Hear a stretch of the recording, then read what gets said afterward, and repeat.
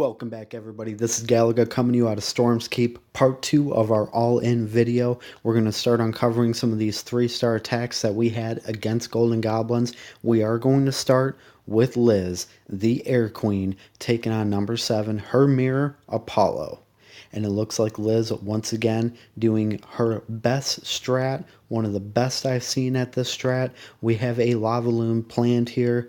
We do have a queen with an air defense right next to her over there on that north corner. So she's going to go in with only one golem, drops that jump down to be able to get that golem to core to where that queen is hitting that big old meat shield as her queen sneaks behind and takes out the enemy queen very quickly without losing any health whatsoever.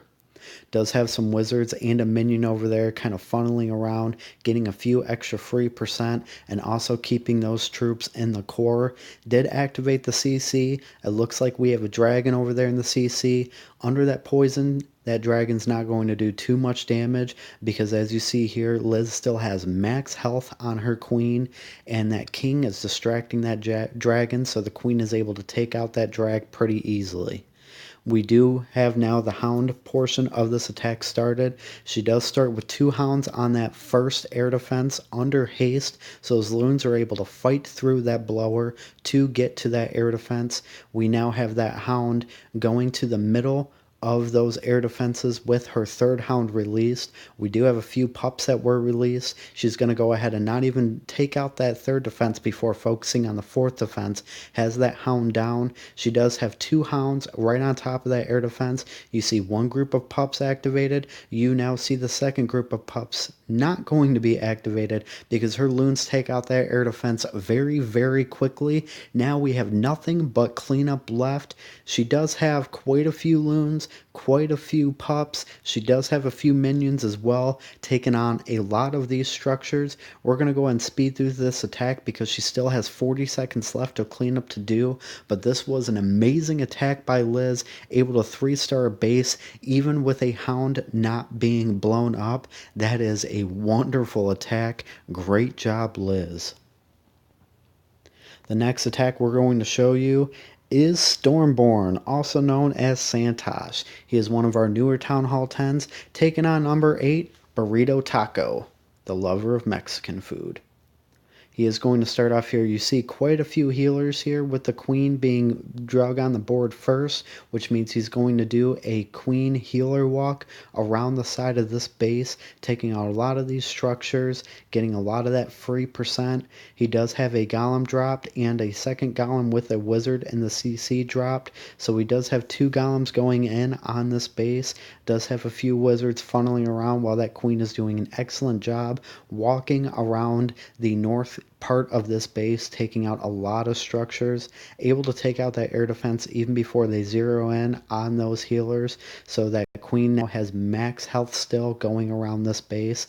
In the meantime, he does drop a large group of Valks on this base, and with the fact that there is a hound in the CC, those Valks are going to be able to do a lot of damage because they're not distracted by that CC, and that CC is going to just do a little bit of damage on those Valks, a little bit by little bit. In the meantime, he does have those Valks under a heal and a rage, so they are really ripping through this base with that king over there. Queen still has max health walking around this base. In the meantime, you do see that hound is still alive because the bulk of his attack, those Valks are not doing any damage to that hound.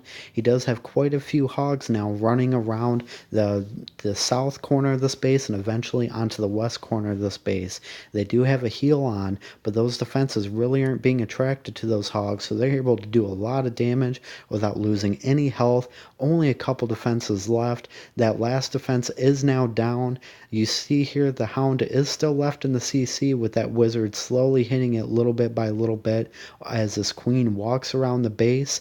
That hound was finally popped as you see those pups zeroing on those healers, but it's definitely not a problem if those healers go down because this base has already went down. A wonderful attack here. We're going to speed up the last little bit of this. Great job by Santosh, one of our Town Hall 10s, taking out one of their Town Hall 9s.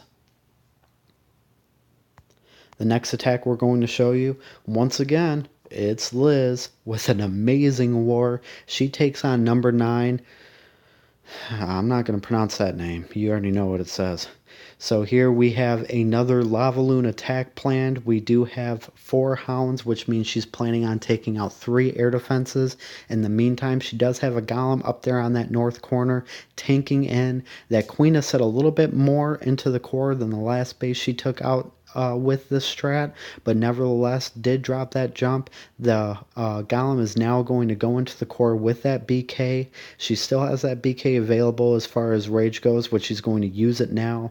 We do have a Dragloon here in the CC. I know it's weird to see. I've never seen a Dragloon myself. I was extremely shocked by this. Nevertheless, the queen goes into the core of this base. Drag is under a poison, so that drag is now dead. And as you see, we do have the hound portion of this attack started. She's going in with 2 different hounds from 2 opposite sides of the base. Great job to be able to get all of those seekers activated before they hit the loons. Loons are now under haste, so they're going to be able to get to this air defense rather quickly, starting about now. 1 hound has been popped. The blower is now down. That air defense is still up with 2 hounds now being popped, so she does only have 2 hounds left for 2 air defenses, so she drops them both at the same time. 1 hound fighting through the blower.